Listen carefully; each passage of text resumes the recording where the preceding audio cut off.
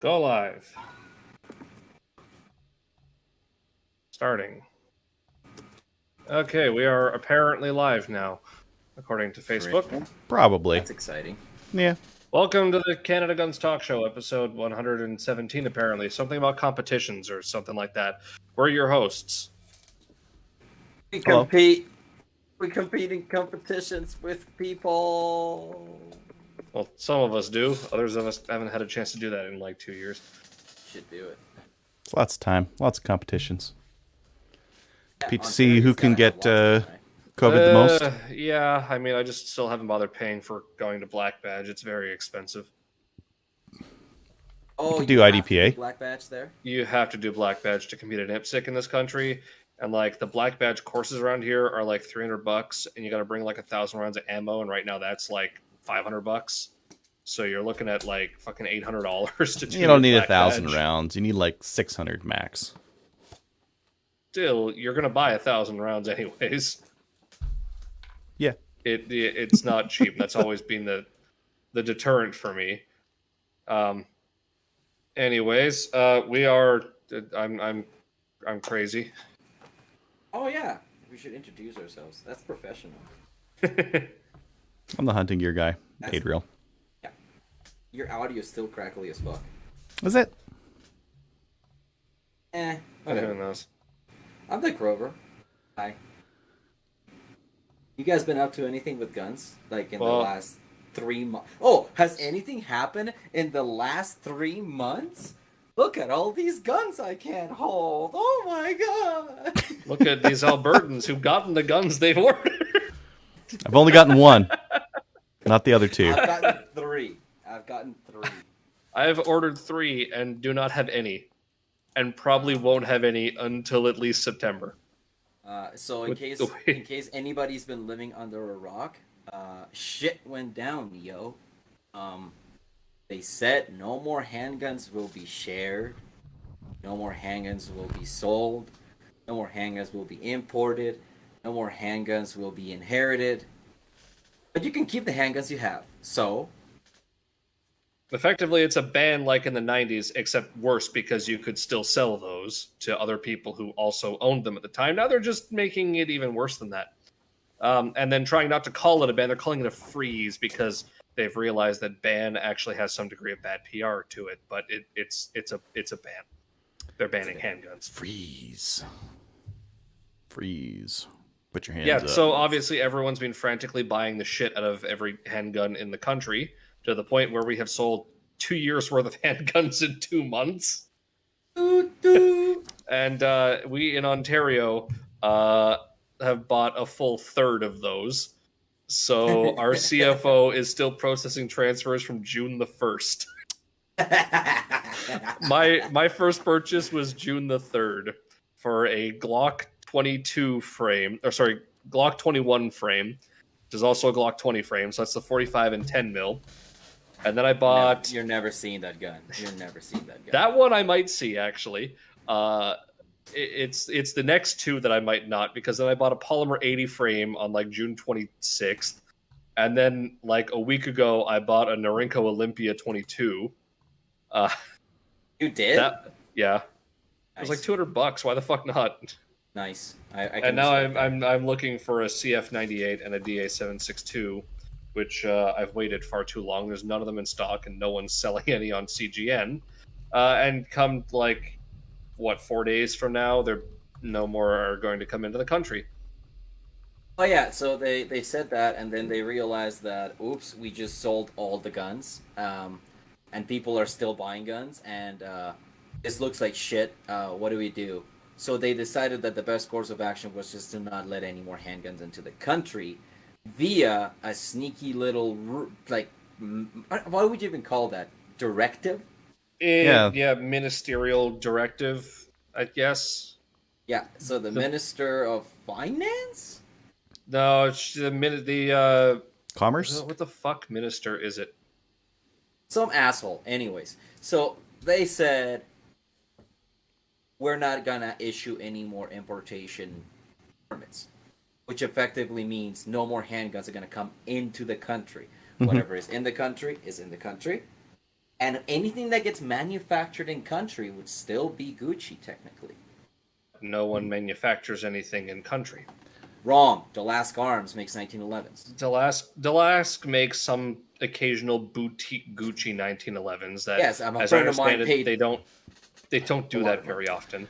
Crazy. You There know used that to technically be correct is the best kind of correct, and he's there used technically to be correct. someone in Alberta or Saskatchewan or Manitoba who also did Gucci 1911s that doesn't. Supposedly BCL has a patent and an FRT for a pistol that they've just never made.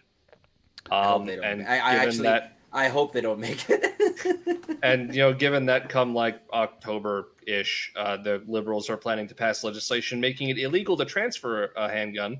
It doesn't. No one's going to ramp up domestic production because it would be a waste of money. I was just thinking about that. It's like, could you, um, a 3D printer go brr and I then mean, hopefully. if Spectre Ballistics wants to go and buy like a couple dozen 3D resin printers and start printing Glock frames, he could probably do that and make a return on his investment in the time it would take him to do that before they ban transfers. But Yeah. in most cases, it's not going to be worth it to try and tool up production for a handgun unless, like I said, you get something like that where you're willing to go and kind of honestly risk your brand by putting out 3D printed Glock frames because you Brand and basically need to get warranty. something like that. Yeah, Yeah. you basically just need to get something like that where it's like already the plans are out there and you can just take it and just onto something. Because if you gotta make a polymer from scratch, you gotta get realistically, you want to injection mold it. You gotta get the molds made. You gotta get the injection materials. Even if you already have a machine shop, you've got to go and figure out how to machine whatever lowers you need to machine. So that was pretty much be 1911s because that's all you can get parts for, unless someone wants to do the like blasphemous and try and machine an aluminum Glock lower. In which case, they'd still have to be working out the kinks in that aluminum lower now, or before this announcement, even to get like 2 months of sales out of it, basically. Because Hopefully. come October, you're not going to be able to sell them anymore either. So it's just not financially viable for any company to make handguns domestically. So effectively, you're going to have like a month and a half ish, maybe, where you're going to be able to sell handguns that have already been imported, which will probably they'll all get jacked up in price to ridiculous amounts because it's like, well, here's your last chance and there's no more coming in, so you gotta buy my shit for 3 times retail. And then whatever you got until we can get the fuck rid of Trudeau, which Yeah, with hopefully any his luck, arrogance makes that sometime in Not gonna happen November, right but now. I doubt it. Yeah. I'm hoping it happens. I'm hoping they really do send it and then gets The only way I can see him actually doing that is if he's really trying to lose the next election, and part of me feels like he might be, to be honest. Like the atrocious haircut he got honestly makes me think that he was trying to lose all the people who just vote for him based on his looks. Because I can't see any reason why anyone would allow themselves to get that haircut. No. Like Someone like that only gets their haircut if some PR guys say like, "Yep, I think it would be a good look to cut your hair nice and short, working man's haircut," and they accidentally really fucked it up and made it the Dumb and Dumber haircut. Yeah, it was bad. Yeah. But yeah, Not important, though. it like the talks of a fall election are mostly just rumblings from conservative pundits at this point. There's one indication that it might not be so ambiguous. I have it on good account that Elections Canada is now polling their ex-workers to see who's available. Okay, because I was not aware of that. Because the main thing I go off of is during the summer of last year, before the fall election happened, the Conservative Party was already soliciting candidates in my riding for like a good 2-3 months before the election call. And we have no indication of that from the party right now. At least in my writing, I haven't heard any talk of them trying to get candidates ready for an election. And I know that if that happens, that's when it's going to be serious. So I don't know. Who knows? Politics are boring. Is contacting people that have worked for them, asking, "Do you still want to work in case of an election?" Well, that's an interesting one, but here's fucking hoping because it will literally be the last chance for ARs at that point.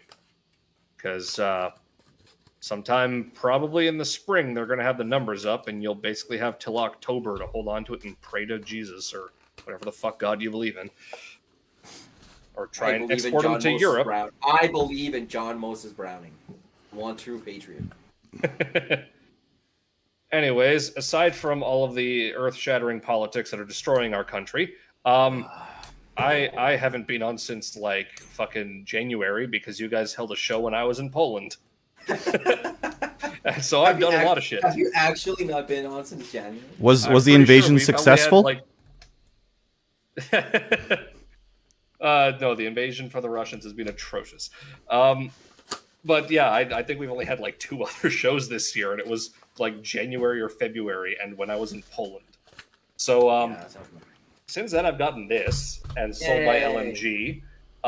So it's a rifle. I honestly do prefer the rifle a lot better than the LMG version of it. It's the LMG was just too heavy, too unwieldy. You couldn't grip this with the bipod folded. Unlike an RPK, if you look at like an RPK, the bipod is actually short enough. You can grip it here with the bipod folded in, but the Type 81, it actually goes all the way back to like the sight block. You literally cannot grip this when the bipod's closed. You have to have the bipod extended. You mean it actually has a functional bipod, unlike the RPD? That's debatable because at my range, the bipod is actually too tall to shoot off of on the tables without standing behind it. You can't sit on the bench. You have to actually stand behind the bench. With this one, it's really nice and easy to just magpod.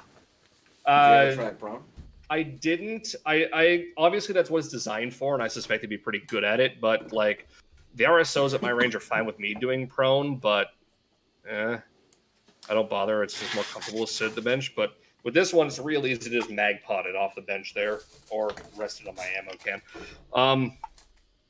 So with this, I put this on like this last week, and then went out to sight it and noticed that there's problems with this base. And the most notable problem is it doesn't come with any thread locker by standard, and recoil loosens the fuck out of the threads real easy. 20 rounds, and I had to go and tighten these 2 hex screws here, which would dramatically shift 0 at 50 yards left to right whenever I did it.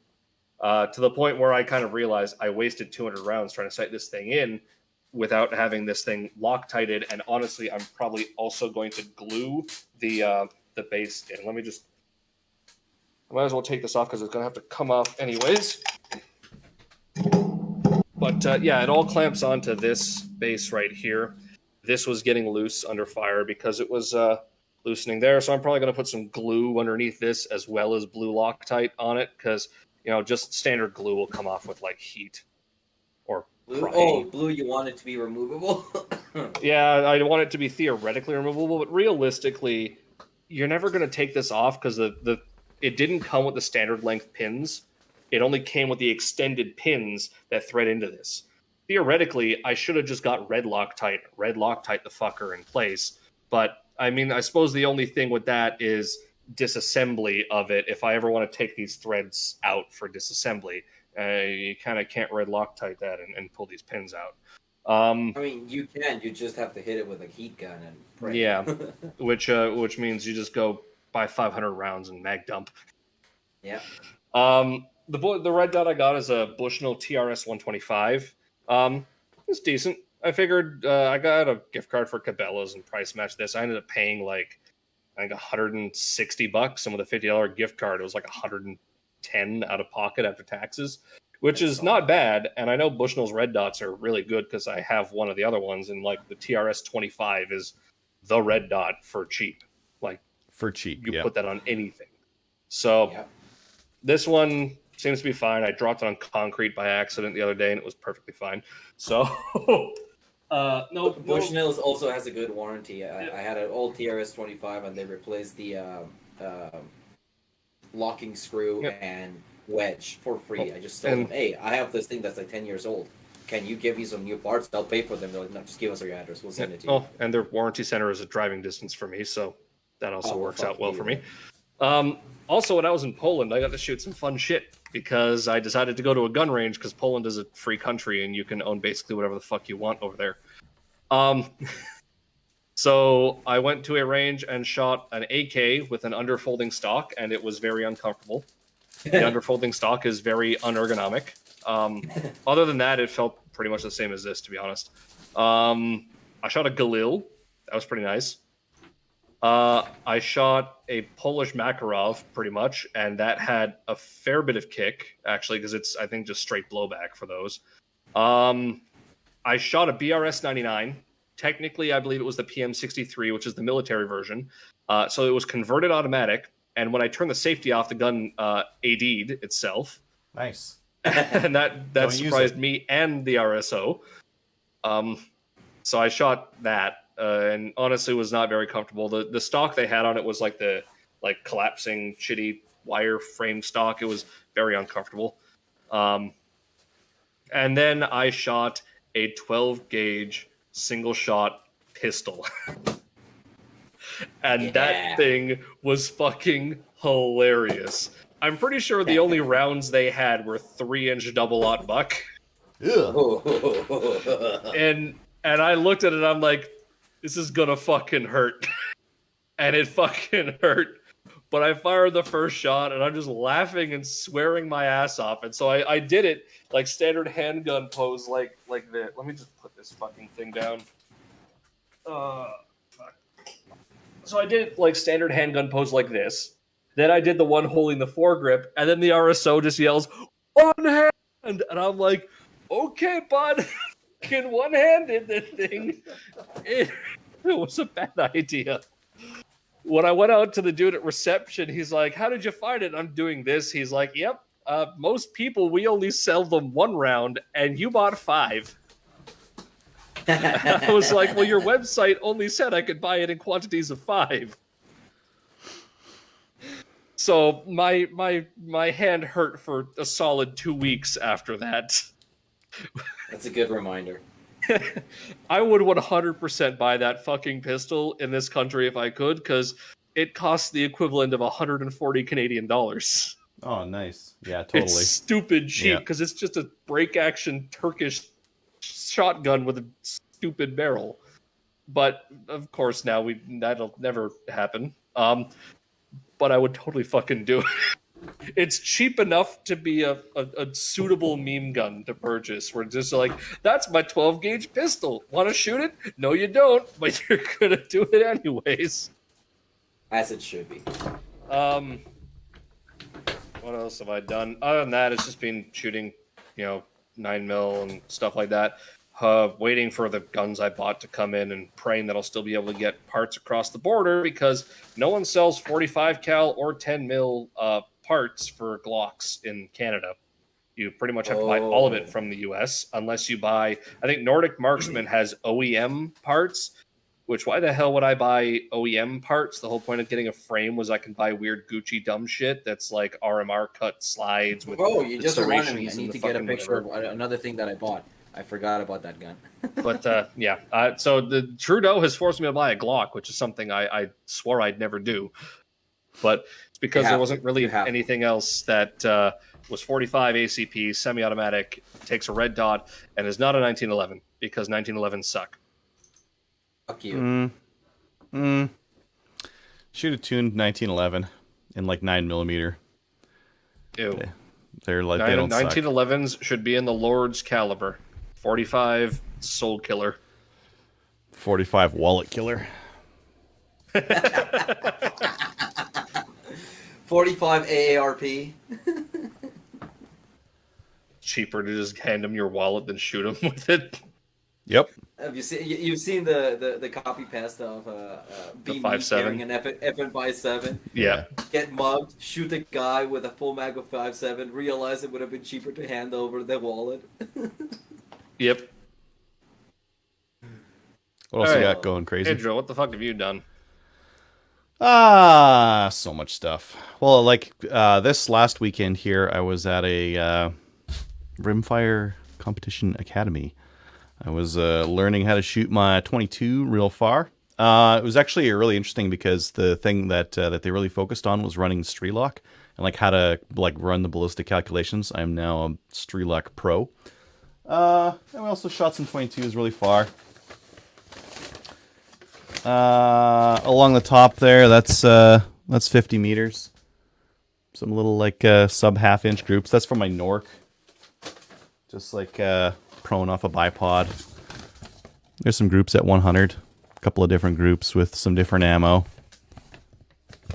Also pretty good. Nice. And then 200, the wind started taking over. So the wind started pushing my bullets about 4 inches to the left, to the right. And, of course, spreading them apart. But, anyways, that was fun. And then on Saturday, I had a 3-gun match. Went to the 3-gun match. Good times had by all. Ran my M1 Garand because my WSMCR, I was waiting on the upper because it snapped apart. Killed itself. It killed itself. My boy killed it at the last 3-gun match. But Wolverine was quick. I set them the upper. They're like, yeah, this is broken. We're sending you another one. And they sent me another one back, and I put it together. And so did you rip all the parts off of the broken upper and then send them just the stripped upper, or did they just send you the whole upper? Yeah, they're like, send in the rifle. I'm like, no. I'm going to send you the upper. You will take a look at it. You'll see it's broken. You'll send me, and there. That's exactly what happened. So, because I've got like a wrench and all the stuff I need to do this kind of stuff in my shop. So, yeah, it's back together. I had it at the range today. Easy. So what you're saying is that Canada still has not figured out how to make an AR 180 yet. Well, one interesting thing. I'm not going to pull it apart to show, but on the hinge pin here. On the upper, it is now a steel insert. There's a steel insert that goes into the upper. Before the front hingy part was just part of the upper aluminum. Now it's a steel insert, that front hinge part. So you're not going to break that now. I'll run a few thousand rounds and I'll tell you what else breaks on it. But so far, I think this part won't break. Has Spectre Ballistics released their 180 yet in hopes that it might function? Their second run of uppers is coming out soon, and they actually just announced a Lynx, about a week ago, 2 weeks ago, a Lynx 180 competition lower. I am getting one of those. I have one of those on order, the 180 lower. It's basically as close as you get to an AR because he thinned down the size of the receiver. Actually, no, that was originally. He switched the safety to an AR-15 safety. So now it's AR-15 triggers, AR-15 trigger pins, AR-15 safeties. The bolt hold open is the only thing that's still 180. I don't know if I mind the safety on this one. It's pretty light. Whatever. AR safety, I guess. Actually, my buddy has a 45-degree safety on his AR. I'm going to steal it. I'm going to go over to his place and... You have never had a 45 on your AR? You've never had a 45? No. It's so Gucci, man. It's just like it doesn't make a difference. AK style safety for the Type 81. It doesn't make a difference in terms of like competition. For competition, like for me to go like that, like I'm not saving any time there. So I don't know. And I've never really fumbled with the safety on my 180. I'd love a bolt release that was faster or more gamer or whatever. Like the bad lever on the AR was what I used to run with when I had my AR, and that you can't beat that speed because you ram your mag in, you hit the thing, and then you're ready to start firing again. So, hey Adriel, what's going on with your magwell? Can't say. Been relieving it. Been relieving it for magazines. Make sure that they can fit. You're just making you're making speed holes. Speed holes everywhere. Yeah. I got another lower coming from Tristan too, so once it's in, I'll use it. And then I took my shotgun out to the range to get it sighted in for slugs. I had a rail on it, and it shot loose like immediately. So, not immediately. I think I got like 20 slugs in. I'm like, yeah, whoa, what's going on? I like adjusted for it, and now it's like all over the place. I'm like, oh my god. I grabbed it, and it's like wiggle, wiggle, wiggle. Yeah, so I gotta get the real one. Then? Well, funny you should ask. So, like, I was shooting that, having a good time, and then I started shooting this bad boy. This is a Traditions Kentucky rifle in 50 cal. So we can still have 50 cals in Canada. This is a percussion cap model. And I shot this thing at 50. So Mhm. that's a gun. Remember, because it's a new production percussion cap muzzle loader. Those are Even firearms. If it was an original percussion cap muzzle loader, it would not be a firearm. Or the or a flintlock kits flintlock they sell or are a not flintlock. firearms. Yeah. But because it's a percussion cap, I had to like put my PAL, and there's a serial on it here or something somewhere. Yeah, all that stuff. But yeah, I had to buy this with a PAL at the Cabela's when it was on sale for $3.99, which it just tempted me. It tempted me. I think the only thing that's bad on it is like this butt pad. But funny thing, so I was shooting today, and I was like, oh, this is going to be terrible. And yeah, it is. The butt pad's terrible. But if you shoot it with like 80 grains of Pyrodex black powder substitute, it doesn't recoil that much, actually. So it doesn't matter. If you want to shoot it with like full send 100 grain plus loads, like, yeah, you get some more recoil. But I was just shooting with 80, and I was having a ball of a time. Just started shooting at 50, and I was like, oh, this thing's dead on. I like eyeballed the sights, and it's like, yeah, it's pretty good. Okay. I saw him shooting 50, getting good hits. I'm gonna go to the long range. So I went to the long range bay. Chaz is back open, so that's where I was at. There's some guys like doing some long range stuff, and I show up with my smoke pole and start shooting some. I shot twice at the 200, and I saw the first one was like really low. The second one was just underneath. I used my spotting scope with like a video camera, like a phone attachment to it, so I could replay it and see where the hits were hitting. Because it was just me. If I had like a buddy out there, I could just get them to spot for me. But it was just me, so I ran the phone scope knockoff, watched the hits. Yeah, first hit quite low, second hit just underneath, and I'm like, oh, I thought it was hitting a little bit right, but actually it was like directly underneath. So I'm like, okay, I'm just gonna hold high. So at 200 meters, I held about 2 meters high, pretty high off the target, and bing, and then reload it, do it again. Missed one somewhere in my string of like 4 or 5 shots. And I'm like, what about 300? Did one shot. Okay. The amount I held over wasn't enough. I held like 3 meters or something like that. Nope. Got to go even more. So I held like 4.5 meters high over the target. Bing. Do it again. Bing. Keep in mind, iron sights on this thing. And like, I got like hit after hit at 300 meters on steel with patched balls. These are like ugly lead balls with a greased patch on them, and I'm making hits just fine with it. Yeah, it was great. So as to the using slugs in the shotgun, I might just use this to shoot a deer. If I can get that accurate, like at 50 meters, I'm shooting like that, no problem. I can make shots at 200. I'll never shoot a deer at 200 with something like this. I would probably not even go further than 100, but 100 and in, doable. It's a rifled barrel, and definitely has got enough accuracy for it. And I'm kind of curious. To see what do we do in a deer. Yeah. So I still have to clean it. I gotta like take it apart and clean it really good, because all the Pyrodex and all that kind of stuff is, I think it's hydro. It likes hydrophilic. It attracts water, and then so it'll just rust the crap out of the inside of the barrel. So I got to clean that thing this evening.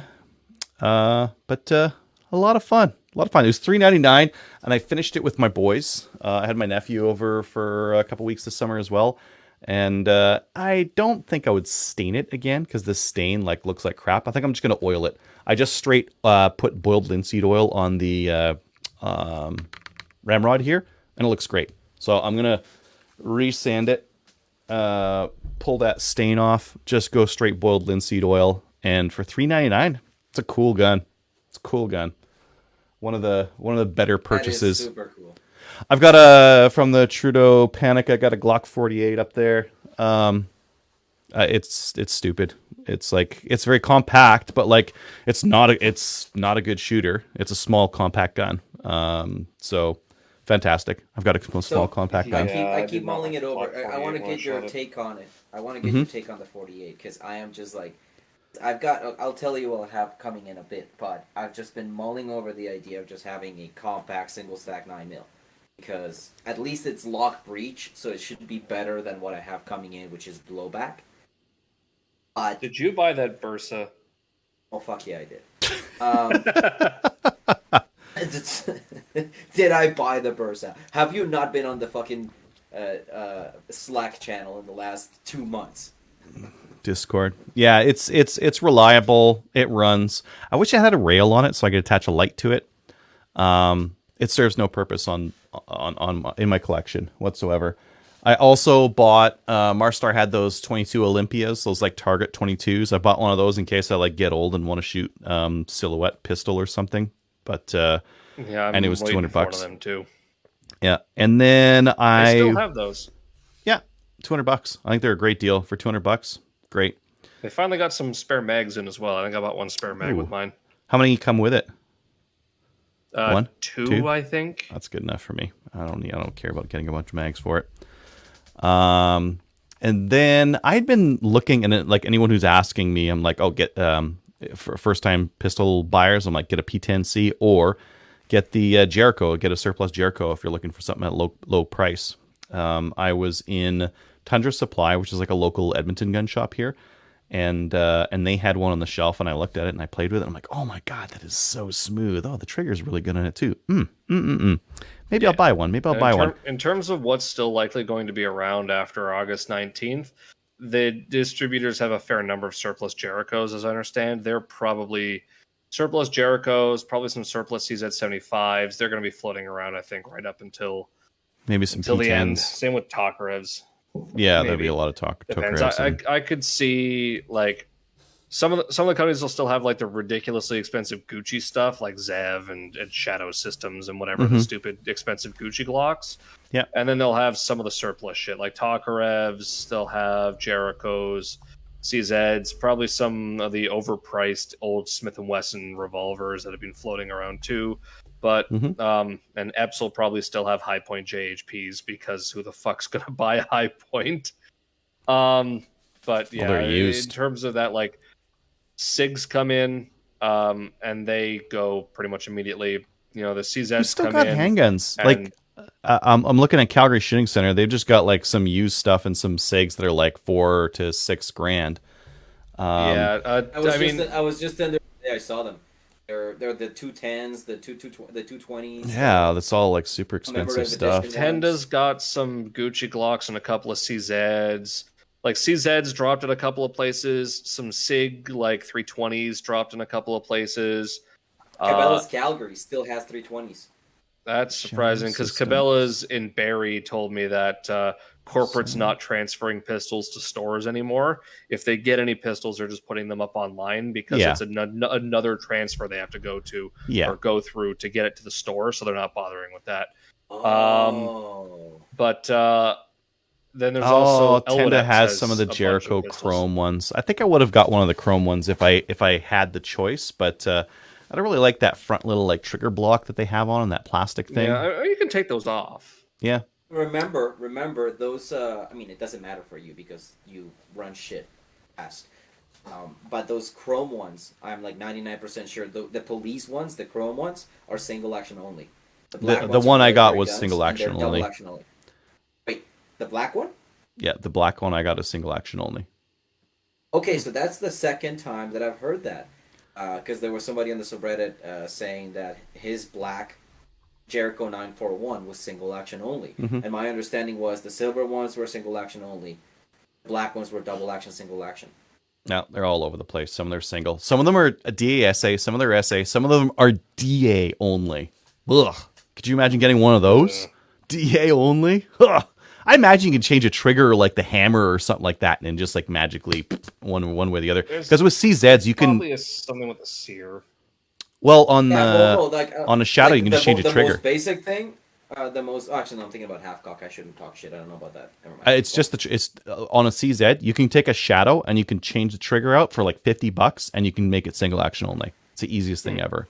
I'd imagine with the Jerichos, it's something similar. But like, I was looking at those in the shop. They looked really good. I came home, and then the next day, the ban announcer, the import ban came in, and I was like, oh, only the crappy ones are going to be left. I need to go into the store and like buy a good one. And I'm like, should I buy one? And I was talking to the guys on Discord there, and some of them were saying like, oh yeah, it runs CZ75 mags. And I'm like, oh, I got like 12 of those things. That makes it easy and a way easier purchase because literally like I've got like a pile of them on my shelf here. So Yep, and that I makes can it confirm. easy. Mine runs Shadow Mags. Well, and if I ever like busted the frame on my Shadow or something like that, okay, well I got a backup gun. It sucks, but that's fine. It's not as good as the Shadow. It doesn't suck. I will tell you this. It is it's a duty gun. I will tell you that it is 100% a duty gun. It's not bad. It's not a just it's not a a duty competition gun. gun like my Shadow. Like It's not a competition yeah. pistol, but it's Yeah. not a bad gun. Like it's like it's a Glock 17. It's a SIG P226. I think they'd it's be a nicer duty to gun. shoot than a Glock or something like that, especially single action only. I could work that thing over. Yeah, It is. but I don't think I'll see that thing for another 2 months just because of the backlog on things. Alberta CFO says that the currently processing wait times is 8 to 10 weeks in Alberta for I'm over restricted 8. transfers. I might even be over 10 weeks for one of them. Call them. Well- If you're over 10 weeks, there are reports on the by the way, if people are interested, check the weekly newbies and frequently asked question thread on the Canada Guns subreddit. We have people updating all of their fucking restricted transfers, application times, all of that is in that thread, and gets updated weekly. So you can go and check out where other people are at. And there are some reports that if you've been waiting over a month and you can get a hold of somebody at the CFO office, they will just go and say, "Oh, you've been waiting a month. Let me approve you." And they approve you right there. If it's sitting with the CFO Well, and that's not lucky with the because the CFP. Ontario CFO has said, "Please stop calling us. I saw the letter. I You're saw the letter. delaying our ability to process transfers. Please stop calling us. We're trying." Well, I want to sell that Terra TM9. The guy that I was supposed to sell it to no longer wants it. There was like some delay in anyways, so I still have to sell a Terra TM9. If anyone Put it wants up for twice as much. Somebody's gonna buy it. yeah, if anyone wants a shitty pistol, I No. have the shittiest. You don't want that shitty pistol. Not really. That's the You one don't. pistol. You don't want I that wouldn't shitty take pistol. that pistol. I wouldn't take that pistol. That When bad. did that Marstar purchase come through? You buying a gun right now? Okay. Now I'm gonna talk about yeah. it. Anything else that you did, Adriel? Like a whole bunch of matches and maple seeds and all sorts of other nonsense. But that's enough time for me. Okay. How about you? You bought a gun for me. I bought a gun for you, and then and I'm like, "Hey, you got any primers?" And he's like, "Yeah." But I kind of want to use them. I'm like, "Oh, can you sell me some small pistol primers?" And he sold me 2,000 small pistol primers. I've been reloading a bunch too. They cost $12 a box. That's less than going rate. I've seen $15.99 per box. And no, whatever you can get, honestly, nowadays is Yeah, kind of what you gotta get. Yeah, so I've been reloading like a crap ton of. I did a bunch of 223. I did some 30-06 for my buddy, and I've been doing 9mm as well. Yeah, no, I thankfully have been neckbeard stashing the fuck out of things for a couple of years now. So basically, anytime I would walk into a store, if they had a brick, I'd be like, "Oh, cool, give me a brick of this, give me a brick of that, give me a brick of that, give me a jug of this, give me a jug of that." So I haven't even reloaded in like 6 months. But if things were to go completely and horribly wrong, I'd probably be set for like the next 2 years, I think. Just in terms of my stockpile and reloading components. I was going through my shop and just I'll show you. I forgot that under here there are like 2,000 rounds of 9mm just sitting under my desk that I've forgotten about. Happy little surprises. So I was like, "Oh, wait a minute, that bucket. How many buckets did I have? That's 1, 2, 3. What are you in this little bucket? Oh, this is all 9mm. Look at that." Happy little surprises. Where to start? I guess I'll say that I am now a 3-gun competitor. You did one, yep. I did a competition. It happened. I'll show you what I used for my shotgun. I used a raced out, but not too raced out, Remington Versamax. Adriel, you're gonna be so fucking proud of me. Look at this. Look at this. Velcro side saddles. Ooh. Ugh, that's a first-time competitor mistake. Fuck you. Next, So, you're gonna I show me ran the it in pistol one grip stage. stock you run in your shotgun. You're gonna show me like a chest rig that you, like a $50 chest rig that you put all your shells in. So, you say that. There was a guy there who, I shit you not, had shells everywhere. Like, he had the caddy, Mm-hmm. he had a chest rig, and he had a shirt with Velcro, and there was shells Velcroed to his arms. Was he good though? No. Accuracy through volume. So, I'll tell you. I did use the side saddle. I used it in 2 stages out of the 4 that I shot. Because the caddies, sure. If I want extra shells, they're there. But there was one stage, and I know you're going to critique me anyways, Adriel, but there was one stage where you had your target load, and there was an engagement with 2 slugs. So you know what happened? The caddy had target load, and the 2 slugs were sitting on the shell and the side saddle. Yeah, that's a good use of it. Yeah. And on the last stage, where there was a round count maximum of 1 shot per target, the gun was topped off to 7 in the tube, 1 in the loader, and 1 in the chamber for a total of 9. And yes, that's legal because this is a 3.5-inch gun, and that's a 5.5, 3.5-inch shell mag tube.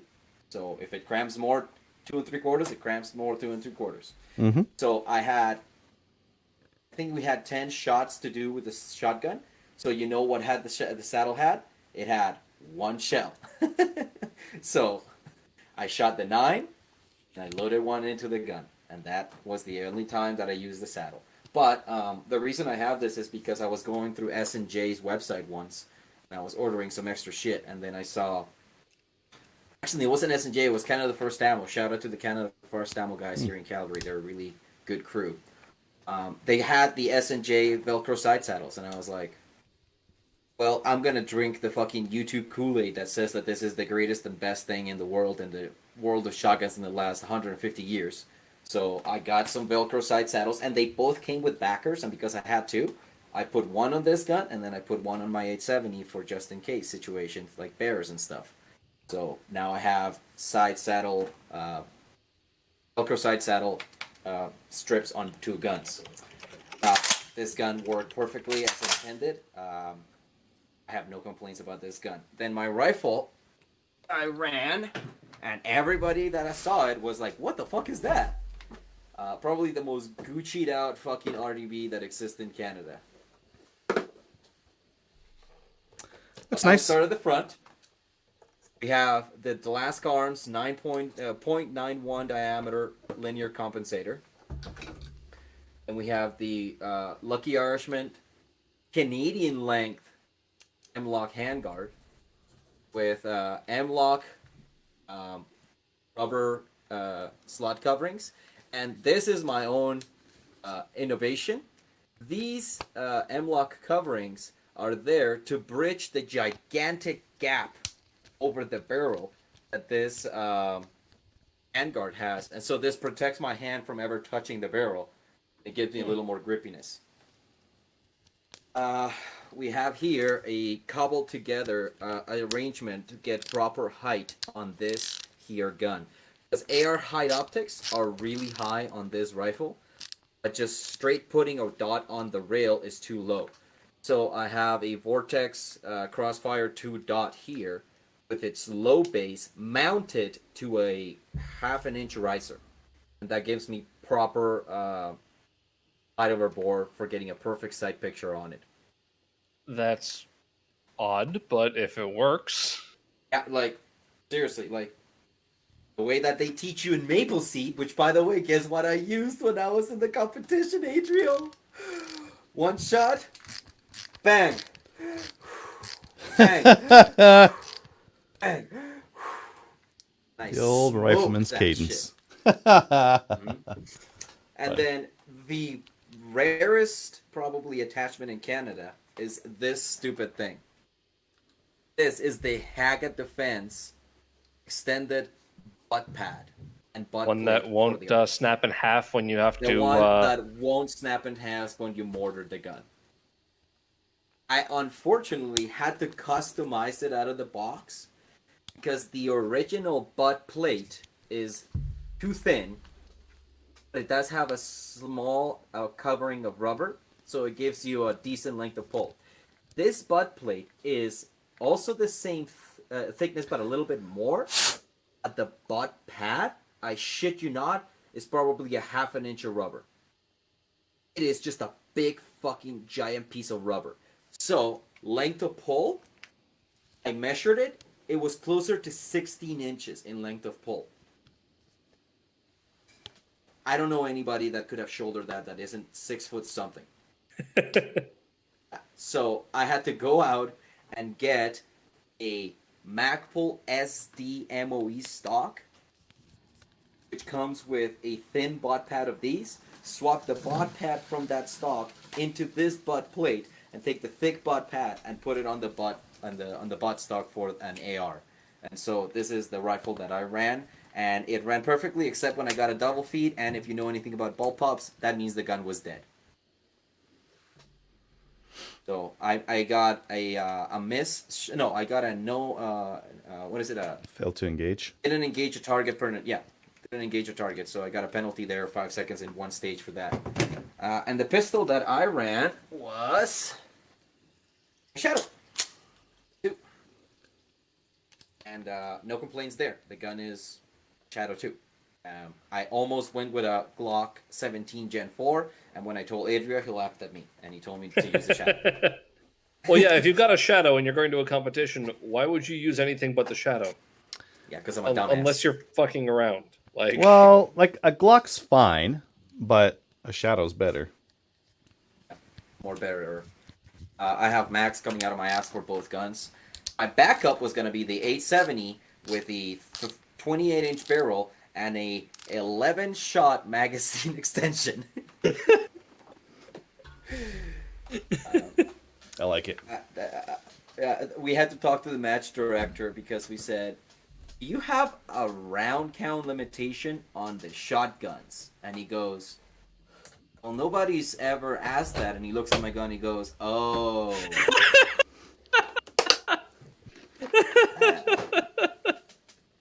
Well, I only pulled that gun out as a joke to show everybody what my backups were. And then the guy that had the shells covering him, he's like, that's so awesome. And then I say, look, I didn't shoot it today. Do you want to shoot that one? Because he was shooting an 870 with the 4-shot back tube. He did not have an extension on the gun. He was fucking covered in shells, and he didn't even have an extension on his maybe gun. that's why he was covered in shells, is because he had no extension. Clearly. So he's like, oh, yeah. So when he loaded the entire gun, he didn't even fill up the tube completely because he could only have 10 shells. So he had 9 shells in the tube and 1 in the chamber. There was still space in the magazine tube. So that happened. So that was the backup. The Glock was the backup. And this was the backup that I brought just in case the RDB took a shit. Oh, that would be fine too. No. There's a lot of guys that run those as their primary. Oh yeah, no. The match director was running one of these. My buddy was running one of these. I saw. I suppose if the engagements aren't too far out, then yeah. Longest shots in that match were 25 meters. Oh, that's nothing. 25 meters. That's yeah. It's That's often what I really sighted into. if for most 3-gun matches, if you're going to run a PCC division, you might also have like a junior or a rimfire division. And for both of those guys, you'll have separate targets for your long range. So let's say you have some targets out at 300. You'll have a special designated target off to the side, and that'll be the PCC or a rimfire target. So rather than having to shoot the stuff that they'll be lobbing it in, they'll get something a little bit easier. So I love this gun. It is incredibly reliable. I also have it customized. Spectre Ballistics Hexbreak 9mm version. Nice. We have the same M-lock covers for this and the hand stop. I really like it. It's an easy way to have a repeatable grip on your gun. I know that if I put my hand here and I put my hand in the right place, guess what? The gun is locked in place. Yeah, see, that's It's what not. that's what I want to do. Is I want to get a hand stop for mine and take the flashlight I've mounted on a Picatinny rail up at the front the fuck off, because what the fuck am I using that for? I've got the what the fuck is this charging handle? Not in carbo. Wait, is it in carbo? I think That it's. makes sense. I think it was M Carbo who was doing those. There are two companies that are making these, so I don't know. Oh, this is the Midwest Industry one. This is the Midwest Industry one, and this is the Midwest Industry extruded folding side stock, and I love it, and it is nice, and I've got some paracord that glows in the guard on it because I'm a dumbass. And I was about to say, why have you got the charging handle on the wrong side? Then remember, you're wrong-handed, so. And the dot that I have here is a Holosun 403, like Calgary. Look at that. Mounted on a Holosun low mount, because these come with a high mount, but some Holosun products come with this low mount, and it is a really nice cutie mount. There's a little button here on the front. You press it in, and then the mount unlocks, and there you go. Now, the only thing with that on yours, you don't have any iron sights on yours, so the QD functionality doesn't really provide a whole lot of extra benefit. It's not there for anything like that. I have to sight this gun in because this was actually in another gun. The thing to keep in mind with the guns that I have is that I have really stupid guns. So, this stupid gun, the Jard, the infamous Jard of Hunting Gear Guy reviews. This gun doesn't like magazines. It doesn't like any. So you got a really nice, expensive American-made single shot. Yeah, basically. So I went into Proline like a month ago, and they had a polymer LAR 15 mag for $20. And I was like, yeah, let's go. So I bought it. It's an IWI.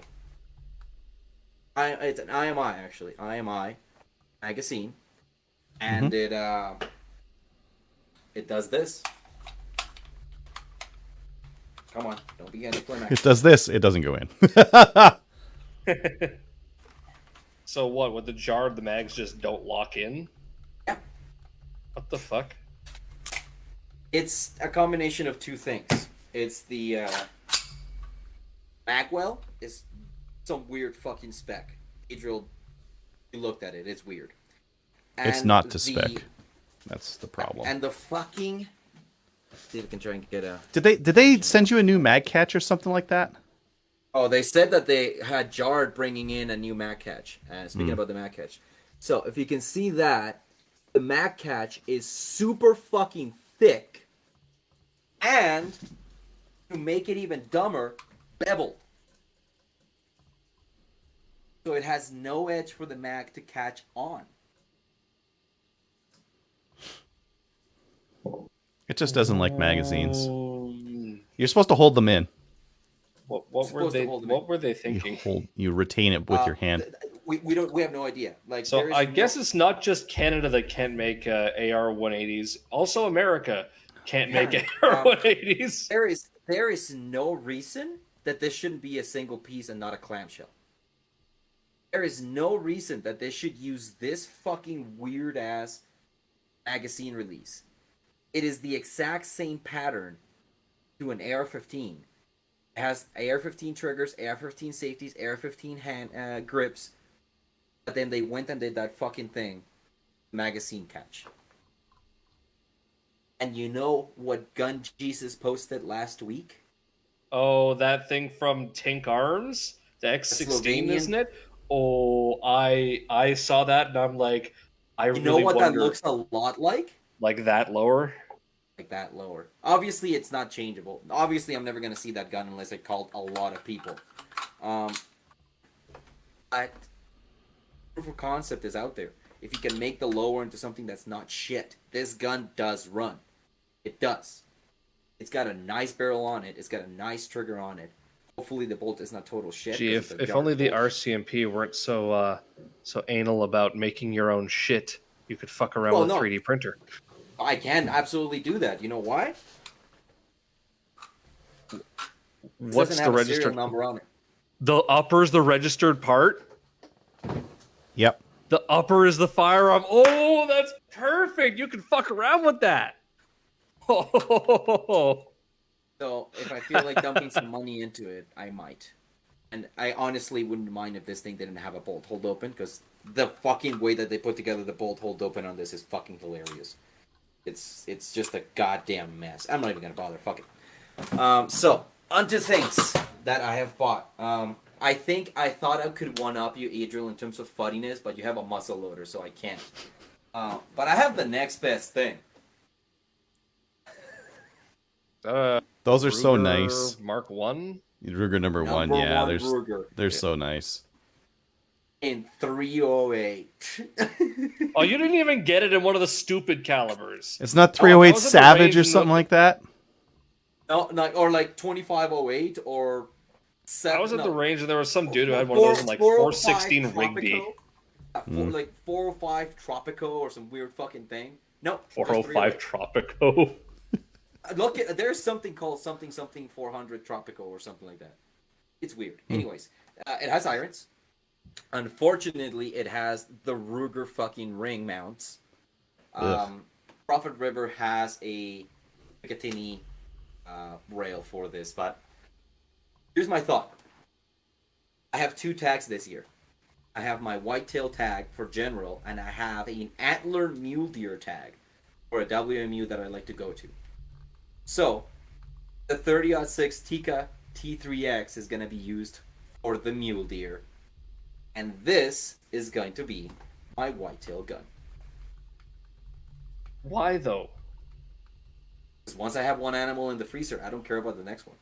Oh, I mean, I guess I'm just thinking like it's always better to have a semi-auto and B magazine on it. I mean, I have so far a 100% kill ratio. I have taken one shot in my life And as a killed hunter one deer. and killed one deer. So the shot was a 50-meter shot. This thing shits out clovers at 50 meters with the iron sights. So it also weighs 6.8 pounds. Not bad. I'm just going to be slinging this over my shoulder and laughing at my friends carrying around their big, heavy scoped guns. So I did that. Then I looked at this gun and I thought, you know what would be better than this? The same thing, literally, but small. So. Oh, did you actually?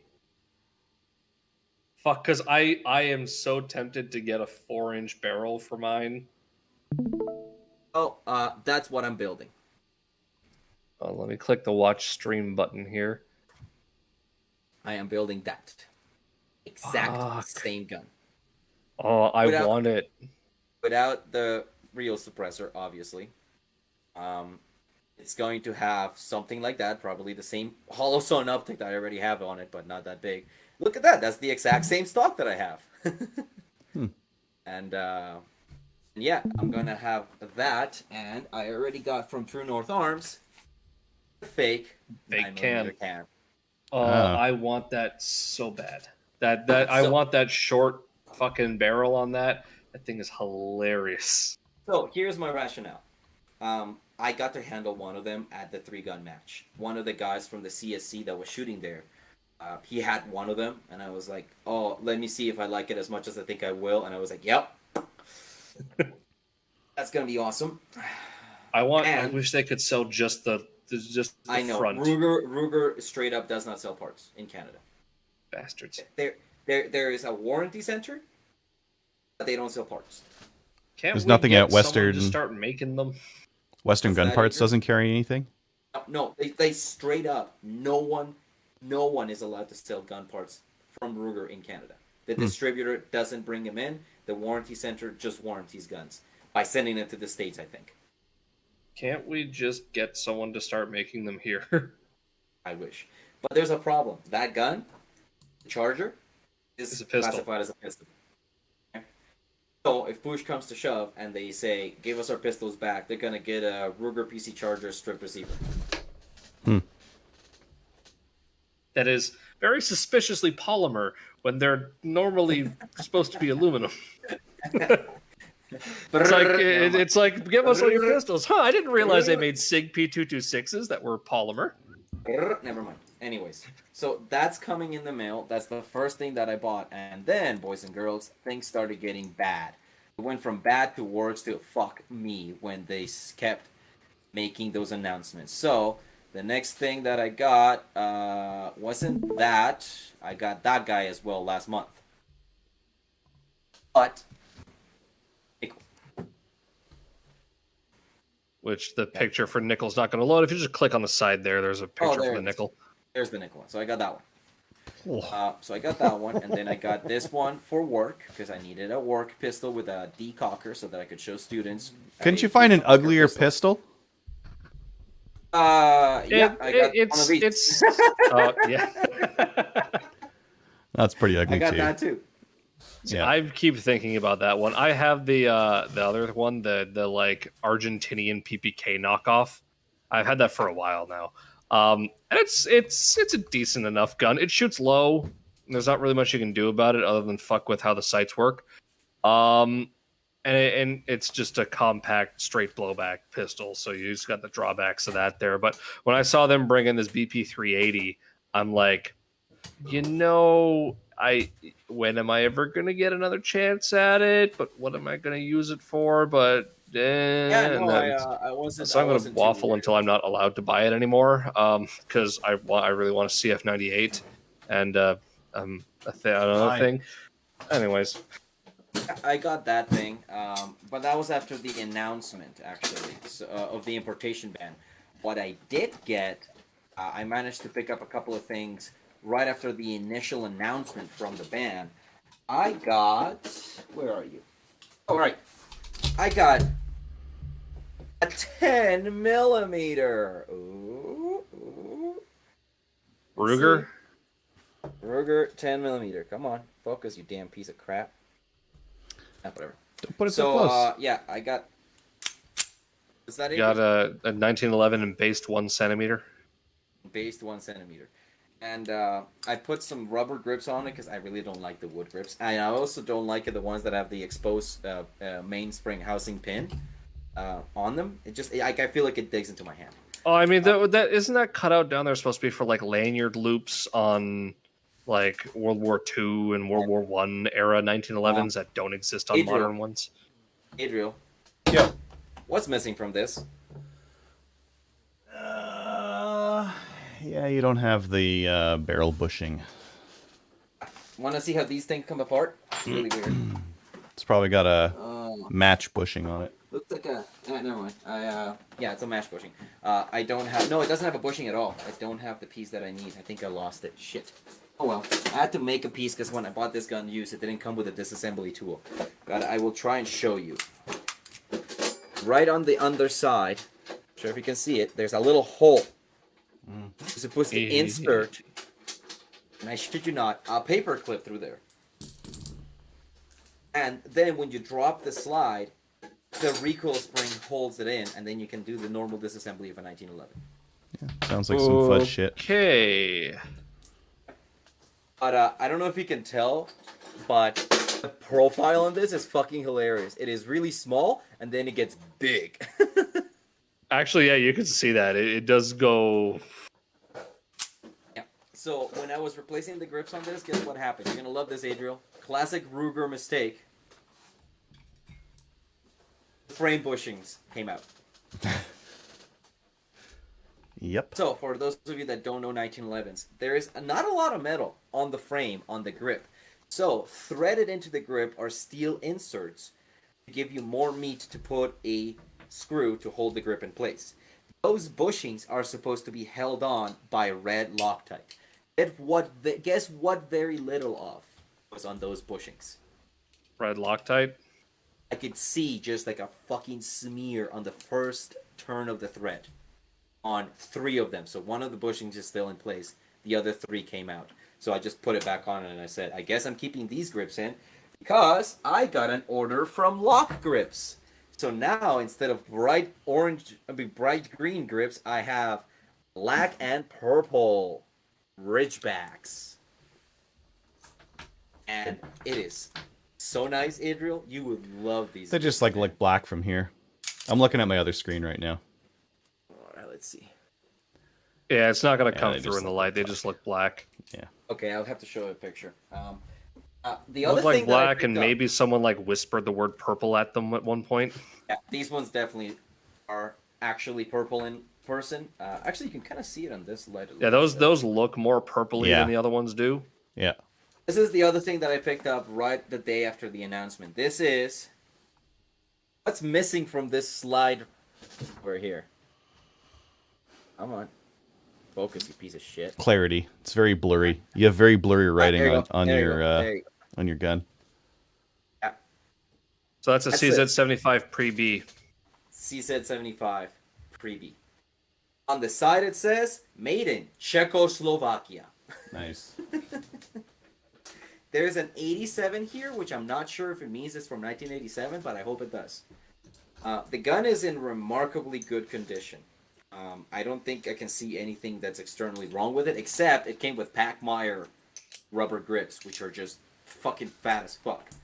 I can't find original pre-B CZ75 military grips anywhere.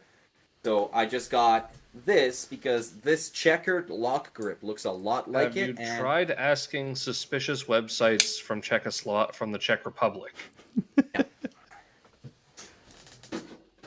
Interestingly enough, these come with electro-penciled magazines. 2 magazines matching to the gun.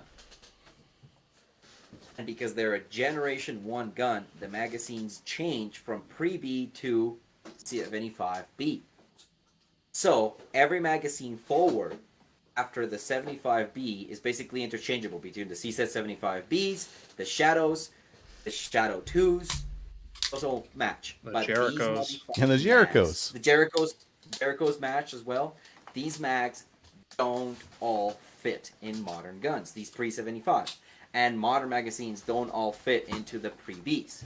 So, I had 2 magazines, and because I had disassembled the gun and reinstalled the rubber grips, the grip magazine well had been reduced in size, and when I entered one of these magazines and I went to take it out, I ripped off the tip of the floor plate of one of the extremely rare pre-B magazines.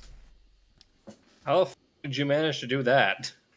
Literally, it was in and I pushed it in and it was stuck in there, so I grabbed it, and the only place to purchase is the nose of the magazine floor plate, and it just bloop, came right off. Huh. So, in order to preserve these extremely rare magazines, I went into the CSC and I asked, hey, do you happen to know if your CZ Shadow 2 magazine wells or magazine floor plates fit on a pre-B 75 magazine? They're like, well, nobody's asked us that before, so let's see. So I took off the magazine floor plate, and I got these Gucci ass Shadow 2 CZ floor plates, and you know what? They fit. Where are those from? The floor plates. Tell me. CZ. CZ. Probably cost a little bit then. Yeah, they're like $30 a floor plate. Ah, that's not bad. JF Gunworks, you can buy them for like $25 each if you get them in bulk. Double Tap has some.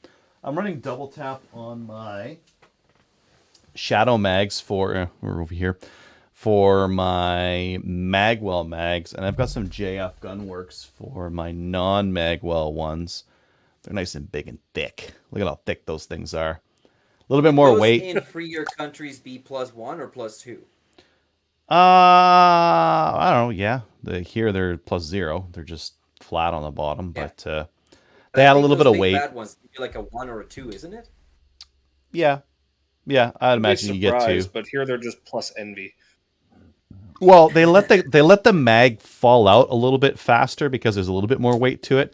And when you ram the mag in, you're not ramming like a flush mag into a flush mag well. It's like you've got some chunk coming out the bottom there. So like they give you something to really like, because like most of the time if you're loading like a jam-packed magazine into a closed slide gun.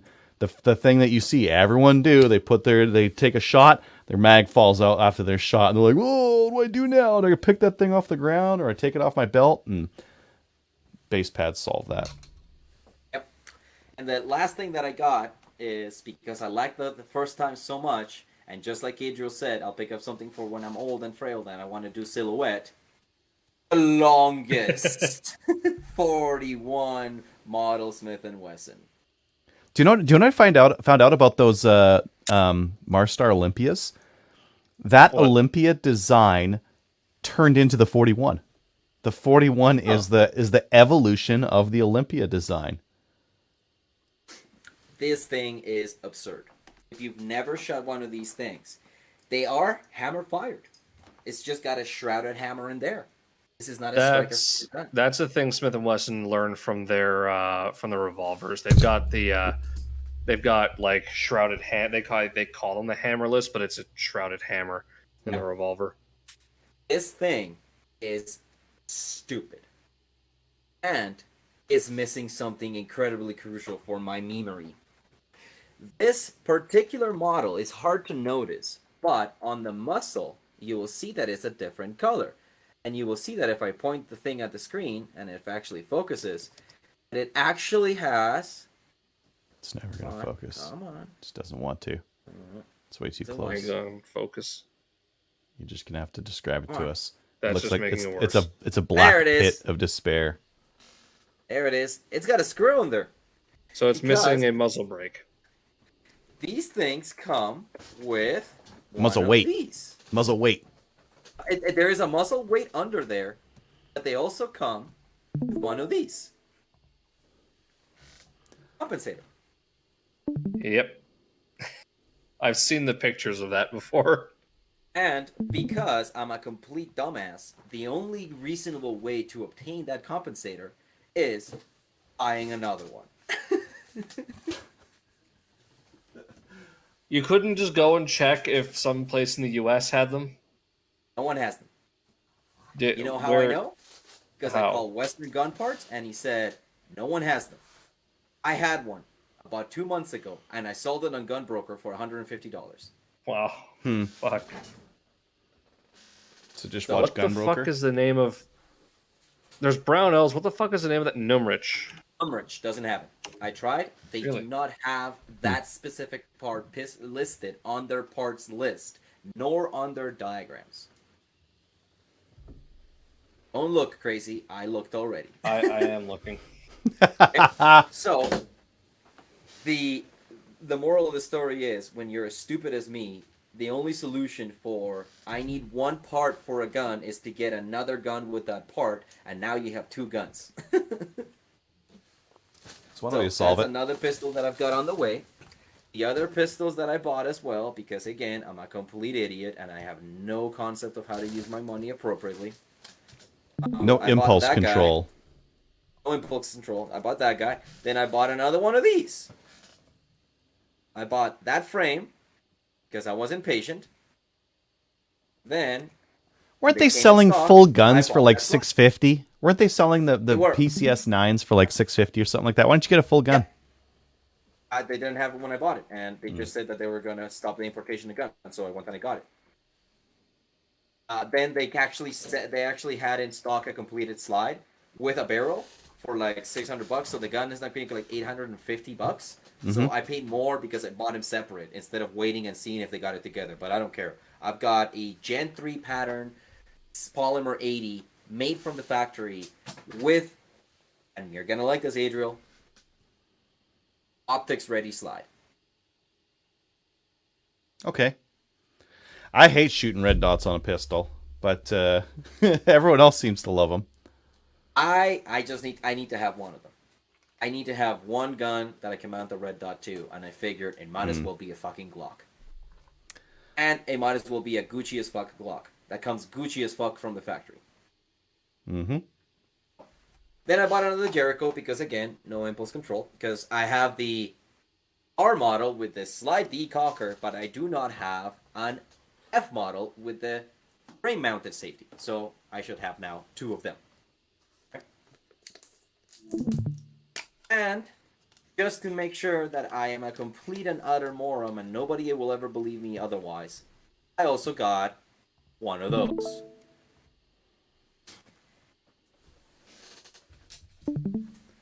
But yet you wouldn't buy that AMT that I linked you with a 12.5-inch barrel and a scope on it.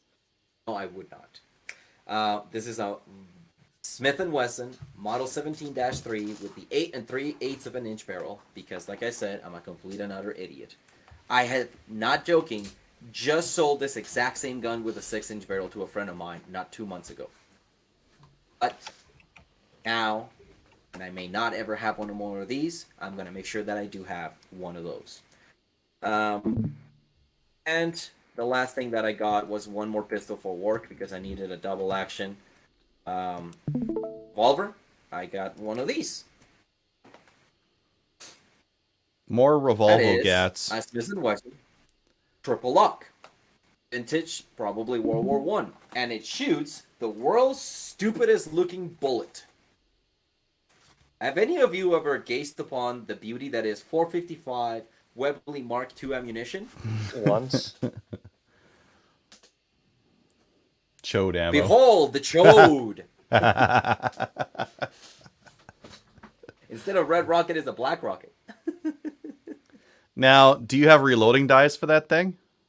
I don't need to. I'm not going to use it for shooting. It's going to be a work gun. I'm going to pull the firing pin off the hammer. I'm going to disable the ammunition, and it's going to become a gun for teach for the class. All right. That happened. That is, I think, because I could potentially have forgotten all the guns that I have bought. Until you look around somewhere and go, hey, where did I get this one? Ooh, shiny. Ooh, shiny. I mean, I might buy a Glock 48 if I could just get to fucking hold one. The CSC has a Glock 48 for their rentals, but because they moved their rental counter right next to the door, they have a policy that they don't let anybody handle the guns on the rental counter. So that nobody grabs a gun and bolts. So I would have to go and rent one. Just so I get to hold a Glock 48 in my hands. They're too thin is the problem. And when you're shooting them, your trigger finger starts walking in towards the knuckle, and that causes you to throw shots. That's what happened to me. And that was actually, the Glock 48 was the only Glock I was ever looking forward to. And then I shot it, and I'm like, that was really disappointing. And then I shot a Glock 19X. They're fine. They're it's just small. Like it's just a really small grip on them. And it's not as enjoyable to shoot as a large grip pistol, but it's a compact pistol, so I guess it's fine. My thought exercise here is small-handed people. I bring out shooting. I give them a Glock. In case anybody that's never handled a Glock knows, these things are a fucking brick. Mm-hmm. Okay. Here's a 1911 by comparison, full-size 1911. Full-size Glock. Guess who's fatter? Yeah, but you're also buying the Bursa and the other Bursa. Exactly. I'm buying and I'm buying the Bursa and the other Bursa and the other Bursa. You know, the only one I don't have. If I buy that 32, the only one I won't, or the other 380, the only one I won't have is the 22. So a buddy of mine bought himself a P10 for himself and a Glock 48 for his wife, small hands and that kind of thing. She likes the P10 better. The P10's a better gun. It's a full-size grip, right?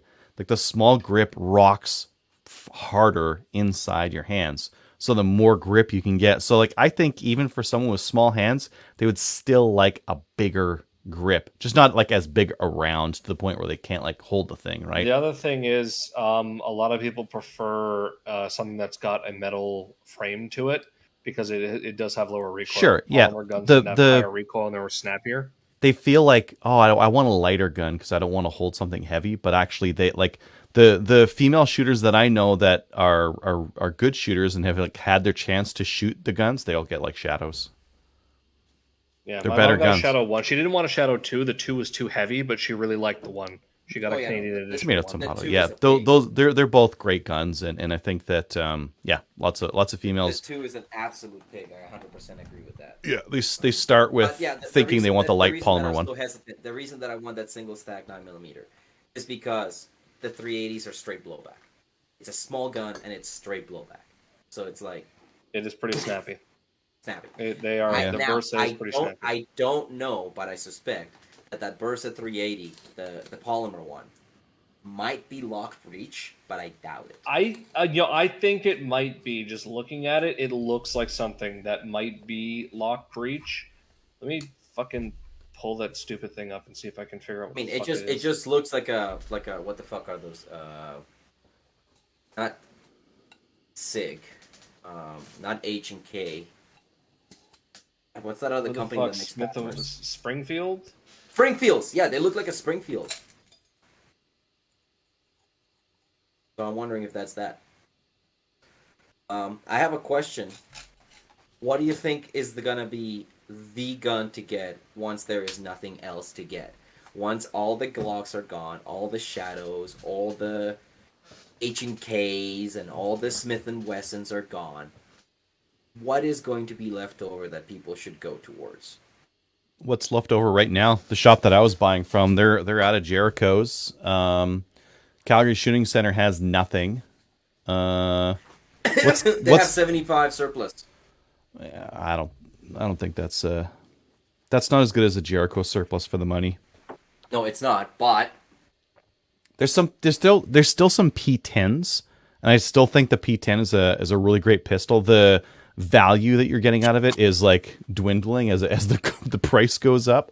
There's still some Shadow Systems XR 920s, which, I mean, save up your pennies, but they're still a great gun. The rest of the stuff I'm looking at is like not great. Beretta 71 surplus 22s for $700. Oh, Gersans for like 500. An MC28 for $500. Good God, no. A 92S. That was a $250 gun, not even a $300 gun. Yeah, $300. You've got those Smith & Wesson fucking old revolvers that are coming in, and they want like $900 for those. Way too much. The only cheap thing that's still left is a talk rep. You can still get them for $250, and that's everywhere still has talk reps from China and Romania. Yeah, there's still Jericho's at 10, but you can't improve the Tokarev. If you buy a Tokarev and like everything gets shut down and you're stuck with that Tokarev, you're fucked. Like you can't put better sights on it. You can't get like go fast parts for it. You're fucked with a terrible shooting handgun. Polish? You take nail polish, you paint front sight with green and back sight with pink. I have one up here somewhere. Visibility sights on your Tokarev. No, they're terrible guns. There's nothing you can do to improve them. You could buy a Jericho and run shadow mags in it. You're executing political prisoners. No, you don't. Just like you could use a club actually. I mean, thinking outside the box, he said 61 in 22. What's that? It's the Scorpion in 22 on rifle. But it's too expensive in 22. That's the thing. Yeah. The Scorpion in 22 is like $500, but the Scorpion in 22 is like the same price as it in 32. So get it in 32. Jericho. It's not a pistol. Jericho right now. If you put an MC28 in front of me for $500 or a Jericho, good God, for $550, good God, I go for the Jericho. It's not even close. The MC28 was great at $300. It's not great at $550 or $500. You're right in that the Jericho is basically the only good thing left. How many of those are left? Well, Tenda still has them. They're still like in stock. They're the chrome ones. I wouldn't trust Tenda to still have them. Touche. What's Marstar have? Because like it's a good question. Basically, the Norinco Olympia, I think, is all Marstar has, which is $200. So well, and a lot of them. Anything that could be imported before this Friday is coming in. I'd imagine like any distributors that like could bring stuff in brought in everything. Yeah. Oh, Marstar has like nothing. 92S. So I mean, we'll see if distributors have any stock that they're going to trickle out after the 19th, because they might. But we're not going to get a lot of anything else. I'm just hoping there's Oh, they have another some batch from China P10Fs. coming in. Get a P10F. The P10, like I shot my buddy's P10F. The trigger on him is way better than a Glock's. The F one with the full size grip is fucking huge. You can get like a big 2-hand grip on that thing, no problem. And they have a really nice long slide on them, so your sight Those come distance optics is. ready? You can get them optics ready, but that one's going to cost a bunch. Don't get an optics ready. Red dots are stupid. They're for people with bad eyes. Listen, I just want to try it. Also, did I tell you about the fucking trigger on this thing? It's super fucking weird. I'm just shit talking red dots. They're actually like that. That is the way that the competition world's going. So, this isn't single action. There's take up. Just to begin with, there's a little take up. And there is that. You hit a weird little wall. And then it goes. So Reset. I think that BP 380 is locked breech. Just looking at it disassembled. Well, that's a relief. Because the Thunder is fixed barrel and straight blowback. The BP, the barrel's in the slide, like what you would expect on a normal pistol. The reason that I got that 22 Versa is because my friend had basically that exact same gun, but like old and shitty. So I shot it and I was like, for being old and shitty and the rear sight liking to drift side to side a bit, so you have to kind of put it back in the middle every once in a couple of shots. I loved it. I don't know if you guys have shot like a true fucking mouse gun. Just like a teeny tiny little fucking 22 semi-auto. They are so fucking fun. I shot a Walther TPH at one point. That gun was so small it's uncomfortable to shoot in one hand. We have a common friend, Crover and I, who has a he calls it a hooker gun, which is an antique. Oh, and I think that's tiny the revolver. smallest. Yep. I don't even think was it a revolver? I've seen pictures of that hooker gun. It's a revolver. Yeah. It's old. It's really old. It doesn't hit what it It's an shoots. antique You have to put it 'cause it's against in, someone's like, head. 25. Yeah, you put it up against someone's head and you demand full payment for the services rendered. Yeah. No, I've just been looking at a couple of other shops right now. There's nothing. The P10s, the Jerichos, if you can find them. Like I'm looking at Bullseye right now. They have FMK Elite. I don't know what that is. It sounds like a piece of crap. They have the Springfield Armory. It's really expensive. The FMK are weird cheap stuff. $6.99. It looks weird. It's some off-brand FMK weird. for $6. No, the FMKs were like $450 guns before all this bullshit happened. Well, I don't know if you've noticed, but there's some bullshit happening, and now everything's more expensive. Prophet River, I think, had some. What's the most outrageous thing that you've seen so far being scalped? Because I saw a Shadow sell Shadow 2 with 200 rounds through it, just in the box with 3 mags. $3,000. Someone actually paid that? Are they an idiot? There were some TSOs that were selling for right around $1,500. Like we ended up upside down here for a bit. The Shadow 2s were selling for more than the base model TSO, which shouldn't happen, but just people wanted IPSC guns, and I guess that's all that was available. I've seen people asking comedic prices for guns, but they're comedic prices that seem to be like a deliberate joke, like a fucking Girsan with gold inlay for $3,800. Like, I saw that. That might be strategic. I'm pretty sure there's one dude on fucking Gun Post that's just posting joke prices. I think he had some Glock up for $10,000. I also saw, and it's funny because it's not really related to what's happening right now. I saw somebody trying to sell an SVT-40 for $2,800. Oh. Don't think they're worth that. Yeah, that's twice market value. Crazy. You're just saying that Prophet River. Yeah, Prophet River has some P320 Legions, which are like the nicer, better trigger version of the P320. They got a couple of those. They got the M17s. They've got some Ruger Wranglers. Star's got some PO7s, PO9s, P10s. The P10 is the only one that's going to survive. Then the 320s, that's a good gun. Oh, they have an MMP. Marstar's got surplus bred in 92s with the like bottom safety. The Yeah. heel release. Hey, 550 is a lot to pay for that. it's not the heel like the proper Europe. It's the I know button they have down a here. fucking It's push button safety on the grip. Yeah. it's like why did you do this? It's a thing people did. They don't even drop free. Told you. Yeah. Where is stock quantity high to low? Yeah, you sort Marstar by stock quantity high to low. Norinco Olympia pistol is like they must have a fuckload of those. They're selling for cheap too, so they must really want to get the like unload them before push comes to shove. Go. Yeah. They have some. Maybe I'd buy one of those. Derringers. Yeah. $200 for a Target 22 pistol. That's not bad. They have a shoulder stock for the Canic that I see and I'm like, that's interesting. It's not quite a proper Ronin kit though, so. Oh, that's another thing that I almost considered. True North Arms had a Glock. What was it? It wasn't the Ronin kit. What did I send you, Adriel? What was it? Fab Arms. A Fab Arms rifle chassis for a Glock. Mm-hmm. And I was like,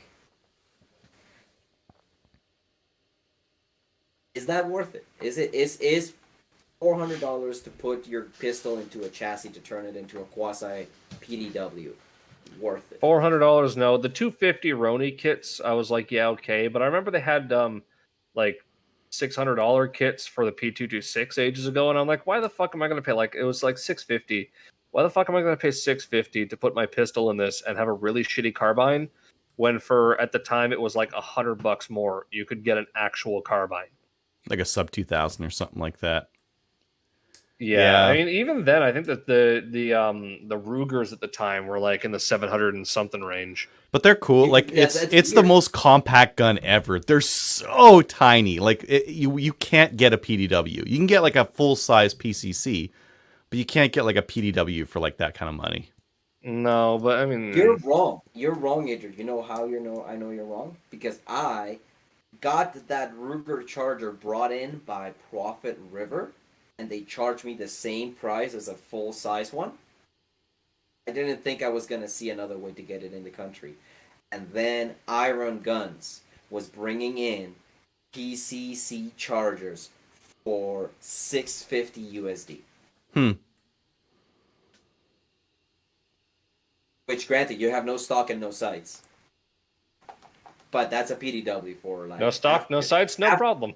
Yeah, after you could add that stuff on. Like you could take the Roni kit for $200. Take your pistol, put it in the Roni kit, dick around with it, shoot a 3-gun match with it with this tiny little PDW, especially 25 meters. Who cares? Get your little PDW in there, especially if the match directors make you do like silly, like short, like tight corners and that kind of thing, or like tight walls or whatever. Run the PDW. It'd be so much fun. And then when you're done, take it out of the stock and just do something else with it. Shoot it as a regular pistol. I wanted to ask the match director once I have my my Charger pistol. Hey, can I do the stage in pistol form, then rifle? You get a Scorpion and ask that, because like you got the folding fucking stock that goes over the top, and they're pretty handleable. So I've thought about that before. Yeah. No, my friend who I didn't actually talk about the match itself. I didn't disqualify, and I didn't shoot myself or anyone else. Mission accomplished. Amazing. We knew you had it in you. Thank you. I also placed solidly in the middle of the pack. Solid mid-packer for your first match is very good. Some of the things that I saw that made me question everything that I thought I knew. No one takes a knee. It's the weirdest fucking thing. You're taking shots at a target at 25 meters where you have your target behind a no-shoot and you've got this much fucking showing of it right there. And people are going fast and standing shots at that. And I'm like, You're at 25. Why wouldn't you? because out of my 8-person squad, guess who was the only person that didn't shoot the fucking no shoots? Let me guess, you and you took a knee. Me, and I took a knee. Hmm. It's like Adriel saw the video. You can see the video on the channel of me shooting the match. How did you describe my my pace? Pleasantly sauntering. Sauntering, yeah, just like well, next. Here I go to the next one. All right, what are we doing here? Okay, let's do that. Yeah, let's try that for a little bit. Okay, I think I'm done this one now. Yep. People were sprinting. People were going fast and eating ass, literally. My friend, unfortunately, match DQ'd. Ooh, what did he do? So, I'll set the stage. You engage a target at 25. You run over to the other corner of the bay and you shoot some pistol targets. And then you bolt it all the way to the bottom. And you get up to a Texas Star and then you shoot it with your shotgun. So, you shoot your rifle. You shoot your pistol. You run up to the Texas Star. You clear or you ground your pistol and then you switch to shotgun. My friend fucking sprints, just fucking goes, just bam, bam, bam, bam, bam, holding the gun out in front of him. Takes the shot at the target you have to shoot off to the side. Goes to ground the gun. Drops the mag, clears the gun, locks it open, throws it in the box. The gun falls on the ground. That's disappointing. Yep. 4 years of shooting. That's the first time he's DQ'd. It's just a matter of time. Like if you shoot a lot, you're going to DQ at some point. Yep. Hopefully, it's like I don't know, a mistake And- that you didn't have power over, but it almost never is. Yeah, no, he has been so paranoid about this happening that he always, even though the match doesn't require it so, when he grounds a gun, he always clears it and leaves it empty. Yeah. Is he run a Glock or what's he run? He runs a Glock. Fucking dump it. That's the whole point of running a Glock in a 3-gun match is that you do nothing. You just I'm done with this, and that's safe. Otherwise, you're adding more mental capacity to doing something that you don't need to. No, that conversation was had, and he's like, I don't feel safe leaving a gun loaded. And I guess that in that exact situation was beneficial. Well, yeah, because I mean, if he's going a little bit too fast, then he's gonna eat ass. What a segue.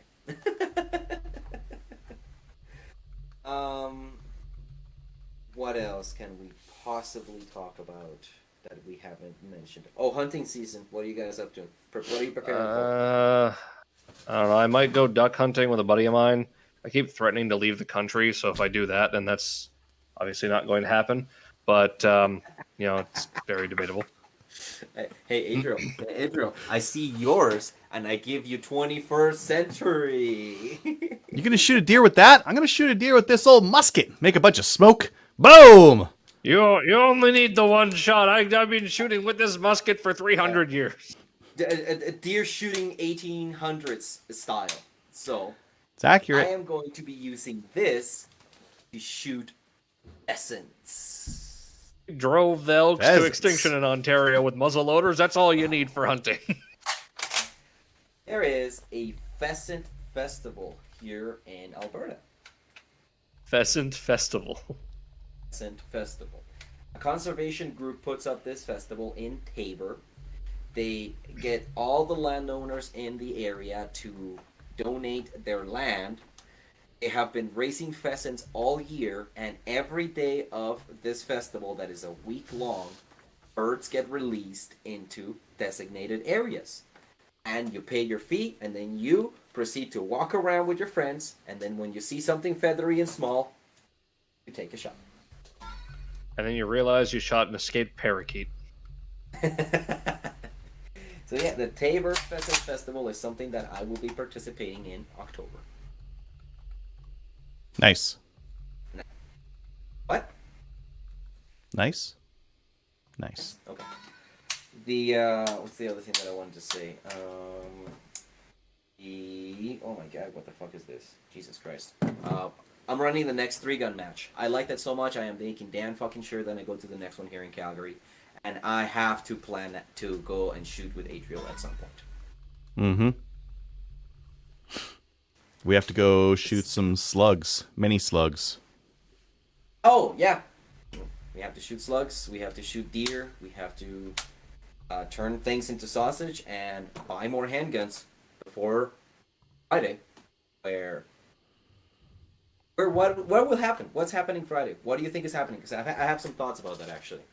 I mean, it'll nothing. be a decree banning the importation of them, but they're not going to decree banning the sale of them. And just because the I imports don't are know banned if doesn't mean that currently there's not like a big shipments coming in from that are approved that maybe are being processed. So I think we're still going to see some new handguns hit store shelves, but that's it. Once those ones go through the distributor, which will be maybe like a week, maybe 2 weeks afterwards, depending on how much. Maybe those distributors bought so much that they'll need like a week or two to process, right? Okay, Yeah, I mean, it can depend. Let me give you a timeline then. So on Friday, nothing much changes except people are really panicking and buying whatever is left. Mm-hmm. 1 month from now, what's happening? 1 month from now is when I expect anything that was at any distributor will be out to a retailer, And probably at that sold. point there will be nothing. The only time I could see anyone thinking of domestic production in such a situation would be if there is more credible rumors of an election call. Then I could see someone being like, all right, we're like, the polls right now do not look good for Trudeau. Even, even if whatever the Conservatives reallow pistol imports, whatever, I can tool up for some kind of fucking Glock lower or something like that. So I could see in a month, depending on how the political climate's going, someone might be looking at making lowers for a pistol where parts are commonly available. But it's going to really depend on where the political climate is, because especially in a month, if the Liberals have managed to somehow fast track the planned OIC shutting down transfers, because they were going to shut down transfers with an OIC before they shut it down with the law. If they can somehow fast track that OIC, then not much is going to end up happening there. So I'm kind of wondering, like, even when it comes down to the talk of an election call, like, it's not gonna be the day they come back from Parliament, because that would put the election on the day of the Ontario municipal elections. The federal government does not want to step on the toes of Ontario municipalities when it comes to that kind of election time. Elections Canada is not going to want to organize an election for that. Most people who are speculating on a fall election are saying November, if one were to happen, which would realistically probably mean a declaration end of September, beginning of October, which means I could see the Liberals spending just enough sitting days which is 30 sitting days, to get the order in council banning handgun transfers passed before they then call an election. They're not going to call an election. On the NDP don't want it. I'm talking about speculation of if it's called. Mm. They would spend enough time just to get the handgun transfers blocked. And then if they call an election, they'll campaign on banning and buying back confiscating handguns. I can guarantee the next election, the Liberals will campaign on confiscating all handguns in Canada. 100%. All handguns and all semi-autos. The next election, the Liberals will be coming for all of them. 6 months from now, what's happening? What's the market looks like in 6 months? Assuming they haven't banned everything. It doesn't, because 6 months from now, if we assume the Liberals are still in power, the law will have, either the law or the order in council will have passed. Yeah. No one will be able to transfer a handgun. Now, I know that whatever you have is whatever you'll have. Yep. Yeah. You'll like, be get to the go to the Olympic range exemption bullshit thing is fucking. It won't go anywhere. The CCFR is trying to claim that they've said they'll try and push because IPSC is in some kind of pre-Olympic approval stage. They said they would try and push to have IPSC considered under that, which if that's the case, theoretically that leads to a relatively normal handgun market for anyone who's a registered IPSC competitor. In practice, that's definitely not going to happen because the government wanted to ban specifically the kind of guns used in IPSC. So that's definitely not going to fucking happen. And if you actually read the law, the Order in Council banning transfers says that you can only approve a transfer if it's for like basically Olympic shooting. They use the example of the style of shooting for the Olympics. The actual law they're passing says that you shall not issue a registration certificate for a handgun under any circumstances. So the thing that the exemption for Olympic shooting is only in the temporary order in council that they want to get passed first. Once the actual law is passed, that's it. Like, there isn't even that Olympic exemption anymore. The law says no reg certs are to be issued anymore at all. And for restricted rifles, reg certs are only to be issued for collection purposes, which means they'll force you to register as a collector, which means you have to fill out all that bullshit paperwork and sign away your rights to a search. Because when you sign up as a registered collector, they force you to agree to arbitrary searches without warrants, and completely waive all of your rights against search that are given to you in the Firearms Act. So once the law passes, like that's it. If that law passes, that there is no exception, there is no nothing. They will not issue reg certs for new pistols. Whatever anyone has is what they have until we can hopefully get the fuck rid of Trudeau. Which might take a while yet. Doesn't seem like. So 6 months from now, there is no market for handguns. It's antiques, if that, because antiques are technically not considered a firearm. Ooh, didn't think about that. Interesting. Which, I mean, that'll just make antiques cost even more. Yeah, they're already thousands of dollars, and they'll be tens of thousands of dollars. Mm-hmm. So, hear me out. To realize that they're going to completely, and I really, let's say, worst case scenario for the Liberals. In their best case scenario, they do get elected, but they have managed to completely alienate everyone outside of Toronto and Vancouver. Well, And no, Montreal. I mean, even in Edmonton, like, gun control is still popular. Calgary, gun control is still popular. It's not as popular as it is, like, not as overwhelmingly popular as it is in Toronto and Vancouver. Whereas, like, I was at a family reunion recently. Every single family member I had at that family, and I have a lot of family members, they all have guns. The ones that were like holdouts just got their PAL. There was like been too many break-ins locally, so they got their guns too. All of them. It's very different in the city, though. So, worst case scenario, they alienate everybody outside of Toronto, Vancouver, Montreal, Fredericton, and Edmonton, because I don't believe Calgary will ever go with it. I have far too many people wanting to get their gun licenses, man. Okay? They have completely created a urban-rural divide, and they are staring at this going, oh, fuck. Judges Amendment style. They are registered already. No new ones. What does the market do? Does it turn into $100,000 handguns, like $100,000 machine guns in the United States? I mean, if it comes down to the point where they do it like, what the fuck, 1994 style, 1995 style, 12.6, where if you own them, you can transfer them. They're explicitly saying they're not going to, and they're not going to give a fuck about an urban-rural divide. That's exactly what Trudeau campaigns on. We already have that thanks to him. He wins nothing in any rural ridings except in the East Coast because they're fucking idiots. So he doesn't give a fuck about rural Canada at all. The more he can do to piss off rural Canada, the better. Look at what he's doing with this fertilizer shit.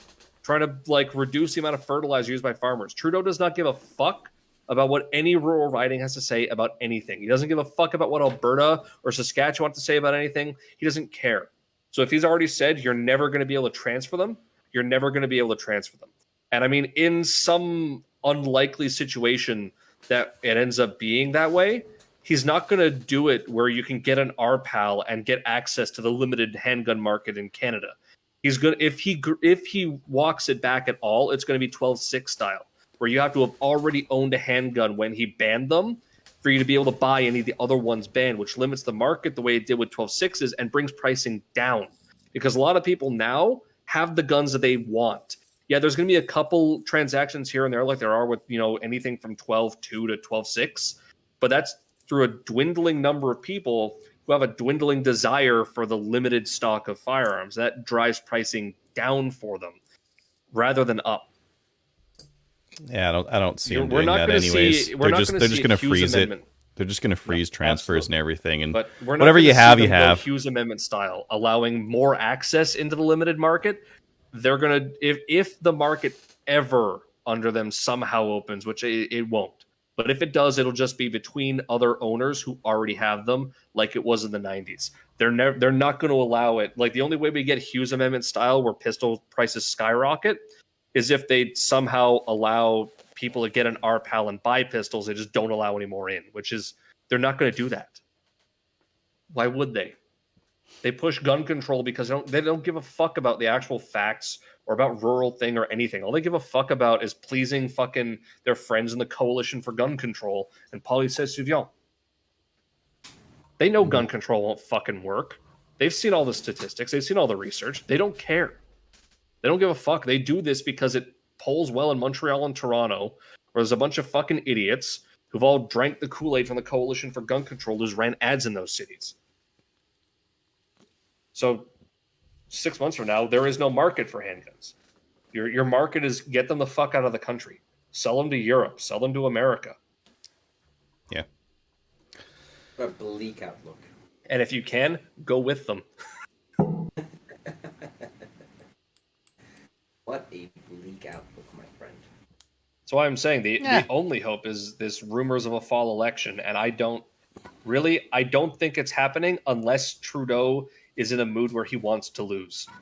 That is honestly the only thing I could think of, is if he just is done and wants to lose. Not to extend this any greater than it already has. But what if he does? What if he calls the election? Do the Conservatives stand a chance? Can the NDP afford it? And will the brand of Trudeau hold? I mean, it doesn't matter if the NDP will afford it or not. That only matters if they actually topple his government, which, even if it comes to 2023 and Trudeau has not followed through on any of his commitments to Sing on dental care, which he's not going to, they're scrambling, trying to claim that they're going to just start giving people free money and saying use it for dental care. They're not going to fucking do that. They're going to have shit in place, and Sing's going to be left there going, well, I've made these threats, and I don't really have the money to back it up, so guess I'm going to just sit here and make an embarrassment of myself, because I don't actually see Singh following through on toppling Trudeau if he doesn't provide dental care. Because that's basically what he's done at this point, is he's saying, if you don't give me dental care by the end of the year, I'm going to topple your government. And Trudeau knows that that's an empty threat. And so he's not really going to care. He's going to, all these platitudes have come out now that they're trying to get to whatever the fuck for the dental care to save the thing with the NDP. It's not going to fucking happen. He's going to go to Singh and go, what the fuck are you going to do about it? You don't have the money. You don't have the support. You don't have the balls. You ain't going to do shit. And he knows it. And the NDP know it. And the NDP are probably going to get pissed fuck at Singh. And they're going to kick him out. And then they're not going to want an election because they have no leader. And they got to go and get a leader. And so an election's going to all depend on Trudeau wanting it. Because the NDP is not going to fucking, they don't want it. So what ends up happening there is the NDP will probably honestly get a bit of face to save there, because they'll go and say, look, we tried to come to this conclusion to keep the government going, and Trudeau just fucked us. Like, we offered him this thing, and he's obviously doesn't give a shit. So they'll probably be able to get some face to save there. At this point, Pierre Poilievre is going to win Conservative leadership, and it's all going to come down to how he campaigns. The media is already absolutely falling over themselves, trying to call him Trump this and alt-right that and blah, blah, blah, because, oh my God, a conservative looks like he's popular and is talking. is talking about issues that people actually care about, like housing, affordability, and fucking civil rights and shit like that. We can't allow this. We have to demonize him like fucking whatever we can. So it's all going to depend on. Like... So the problem with this is any leadership campaign platform is not as fleshed out as you would get during an actual election campaign. But it's really just the fact that he is talking about more issues that other leaders aren't. Like, just beyond freedom, this and that. He's actually talking about housing affordability. He's talking about, alienation of the working class. He's talking about the effects of inflation on people. He's attracting a lot of 18 to 35-year-olds who are traditionally a liberal or NDP voting bloc. That voting bloc right now is mostly conservative. Like, it's, I think, nearing 40% conservative in the 18 to 35 voting bloc, which has like never fucking happened. And that's all because of Pierre. Nobody gives a fuck about Jean Charest. And Patrick Brown was getting like some of the immigrant crowd, because that's where he's always been good at, is getting inroads in immigrant communities that traditionally do not vote conservative. He knows the ways, he knows people and knows the ways into those communities to get the support behind him. But he's a greasy fucker. Like you could see what he. I was like, about to say he can't help but be a slimy fuck. Yeah. So really, it's going to come down to Poilievre versus Trudeau in the event of election, and it really just needs to be Poilievre needs to release his thing, focusing on the issues, focusing on inflation, the food pricing, gas pricing, cost of housing, and honestly, at this point, probably just getting rid of ArriveCan. Trudeau is like obstinate in refusing to get rid of the last bits of COVID measures, to the point where now people are actually just finally done with it. They're finally pissed off about it. They're like, fuck this shit. It's making the airports terrible, and I want to go fly to Bermuda because I haven't been able to for 2 years. Get the fuck rid of it. As long as he sticks with those things, and when they start asking him about abortion and guns, he just says fuck off. That's all he needs to do. That was the problem with O'Toole. He started losing because he didn't have a spine. Poilievre just needs to keep his spine up and just say, yeah, that's what we're doing. If he gets asked about it, yeah, sure, we'll do that. But who cares? That's not what the problem is right now. The problem is this, the problem is this, the problem is this.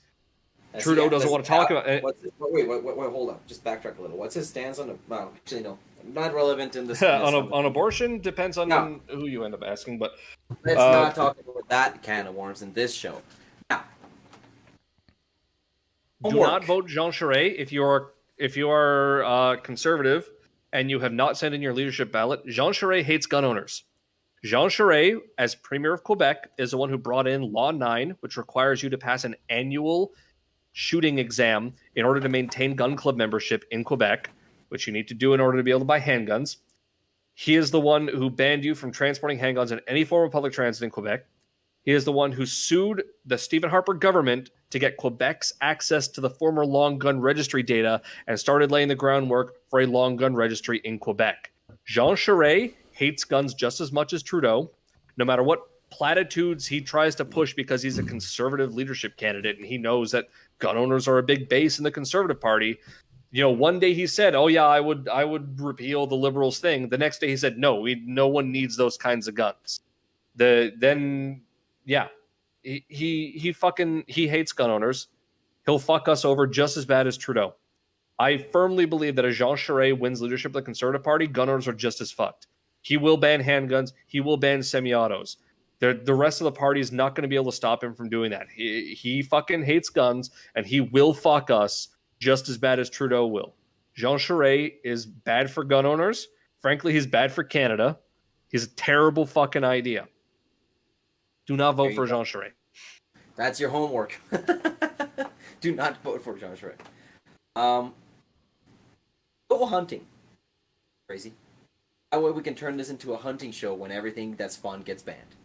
I mean, I have my hunting license already. I've attempted to go duck hunting before and just not had much success to it. Or I just move to a free country and flex. Please do so as well. Folks, it would be so nice if only it were that easy. This has been a pleasure to have you once more. Ian apologizes. Something came up last minute, so he couldn't make it in tonight. Okay.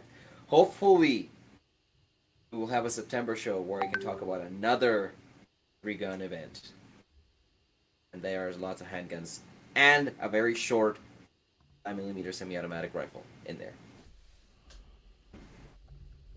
Hey, good night, everybody. Good night, everybody. Good night, everyone. Or crew, like you see, whoever's fucking killing this.